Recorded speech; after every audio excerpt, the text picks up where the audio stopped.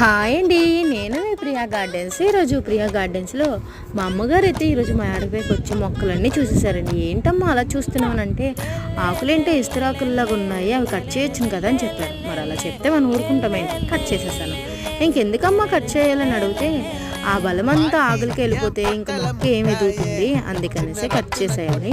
ఇంకా లాస్ట్లో మొదలుకున్న ఆకులు తెంపేసే తర్వాత అదే గ్రోత్ వస్తుంది, గ్రోత్ రాకపోతే నన్ను అడిగాను అన్నారు.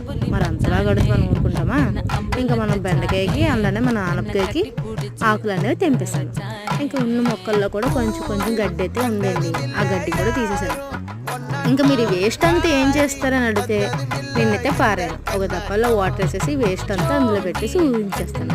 ఇదంతా కొంచెం కొంచెం 3 రోజుల తర్వాత వాటర్ అంతా ఫుల్నట్టు కాదు, ఆ వాటర్ అంతా మొక్కలకి వేస్తాయి. ఇంకా ఫైనల్గా మనం కొంచెం కొంచెం మట్టి వేసేసుకొని మనం మొక్కలకు నీళ్ళు వేసుకోవాలి. చూసేయండి అసలు ఎలా ఉందో, కామెంట్ చేయండి ఫ్రెండ్స్.